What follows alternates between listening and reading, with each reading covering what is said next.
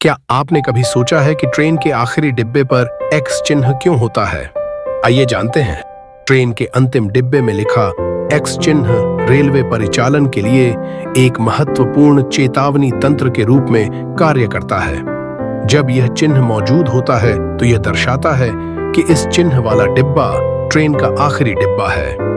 यदि कोई train x चिन्ह के बिना किसी स्टेशन से गुजरती है तो यह स्टेशन मास्टर या अन्य रेलवे कर्मचारियों को संकेत देता है कि ट्रेन के डिब्बे अलग हो गए हैं। चिन्ह का अभाव रेलवे कर्मियों को इस बारे में निरीक्षण और सत्यापन करने के लिए सचेत करता है।